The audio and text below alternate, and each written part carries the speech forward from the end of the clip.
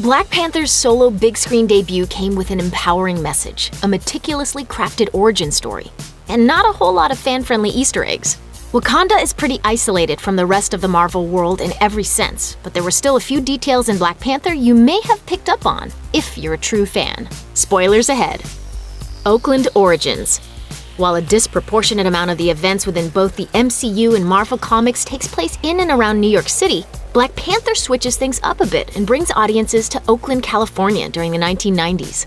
This sets up the tragic story of Eric Stevens, aka Killmonger, whose comic book origins have roots in Harlem. Switching Harlem to Oakland isn't accidental. Director Ryan Coogler grew up in Oakland, and it's also where the real-world Black Panther Party traces its origins. Even though Marvel actively tried to distance itself from the organization by changing Black Panther's name to Black Leopard for a brief period in the 70s, the politically charged choice of Oakland is undeniable. That Public Enemy poster on the wall of Njobu's apartment confirms it.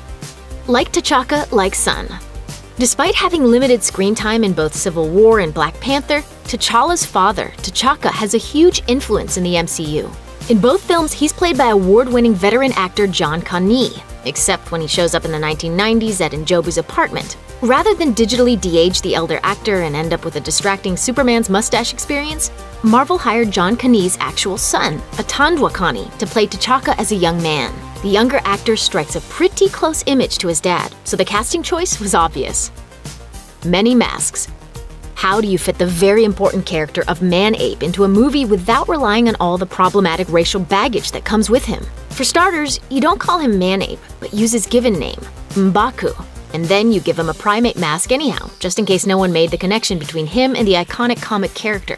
The hulking warrior from the comics does clash with T'Challa pretty often, but just like in the MCU, they're able to put aside their differences now and again. In the comics, it was for Black Panther's wedding to Storm. As for the horned mask that Killmonger decides to steal from the museum, it doesn't have an exact comic book counterpart, but it does bear some visual similarities to a mask Killmonger dons in ritual combat in 2008's Black Panther number 38. But mostly, the MCU's Killmonger is a far cry from the comics, diverging in both goals and backstory, even though both enjoy taking off their shirts. Mercifully, the comic book Killmonger's taste for beating people with a spiked belt is also not on display in the MCU, even if his love of waterfall-related murders is.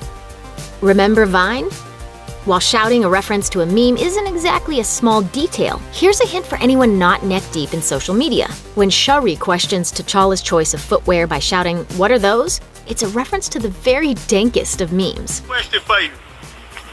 What are those? At least it wasn't "Damn, Daniel," right? Even teenagers in the utopia of Wakanda make very bad choices when it comes to internet usage.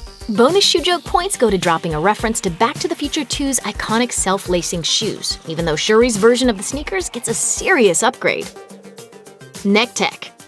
Marvel Comics' Black Panther made his on-page debut kicking the butts of the collective Fantastic Four for fun, in nothing more than a sleek, simple black outfit. As time went on, his comic outfit hasn't really gone through too many changes, though Black Panther would occasionally lose the cape and choose different sets of thorny neck adornments. Marvel's movies have given us pretty much the full assortment of Panther's costumes already, and when Shuri shows him his different options for his latest and greatest crime-fighting tech, each of those looks comes from a comic book era.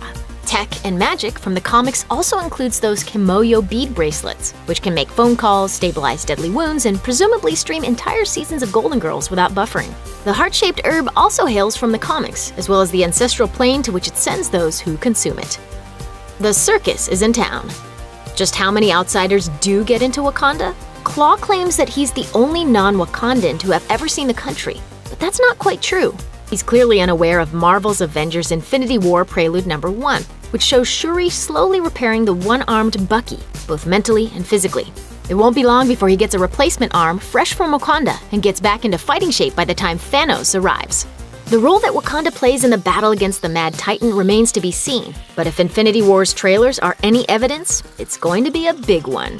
Thanks for watching. Click the looper icon to subscribe to our YouTube channel. Plus, check out all this cool stuff we know you'll love too.